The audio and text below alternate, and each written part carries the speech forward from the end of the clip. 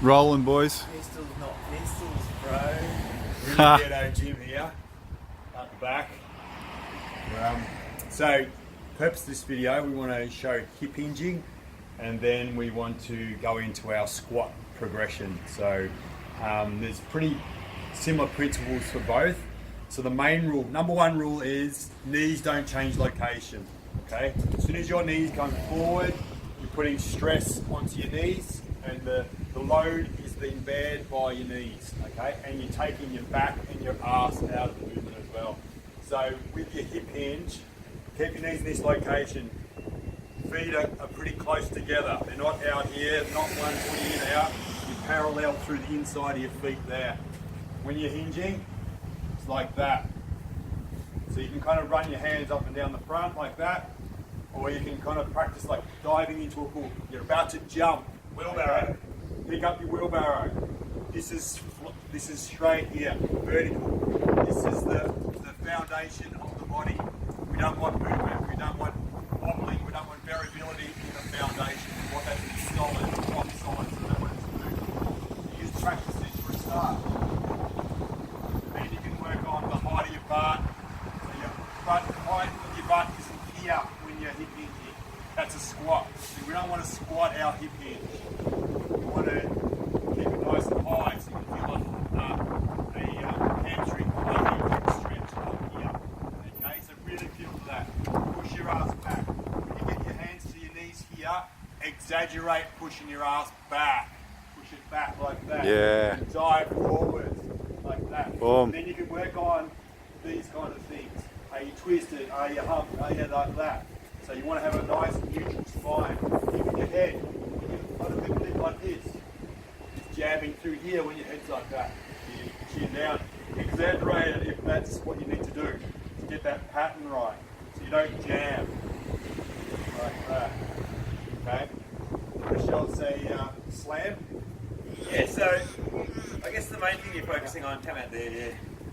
The main thing you're focusing on is just how to adequately load your hamstrings in a hinge. So yeah, like Marcus says, when you're going back into this hinge, you should feel basically you're loading your hammies. So you should feel a nice eccentric stretch through your hammies. And what you're paying attention to is as well, you're creating a neutral spine too. So you're not bending your back like that, you're not overarching. You just want to go from this kind of I to a T. So you see how the T, your back's parallel with the ground, shin stays straight.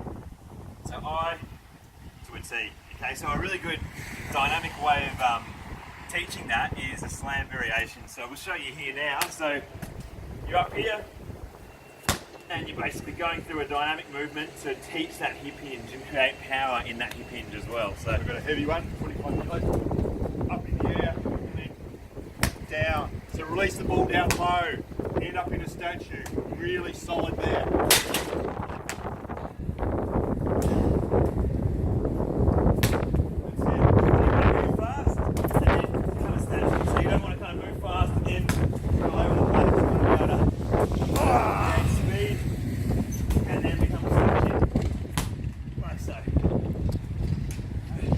Inside squat.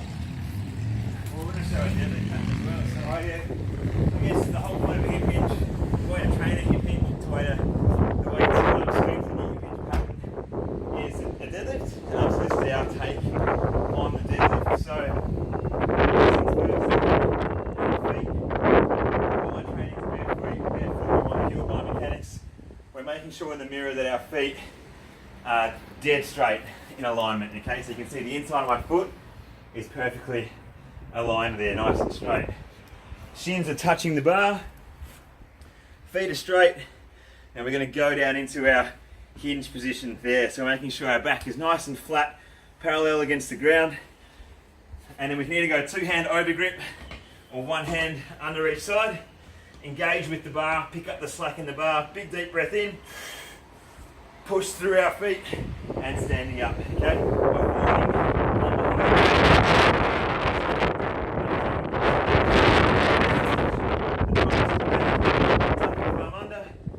Go back down, big deep breath in, and then you force it as you're diving forward. And Yeah. bar is remaining touching our legs the whole way, okay? The bar Yeah. touches. And straight back. Yeah. Okay. So don't be too crazy with your powerlifting. Just make sure heavy once a week. Don't go crazy with it. Respect it. Make sure your patterns are nice and clean. And yeah, it'll be a really beneficial tool for generating some explosive aerobic skill power. Yep. Give it time to integrate. That's why we do it once a week. Do it well. Ingrain the habits. It's a slow path of being able to so squatting? Yeah. Squat.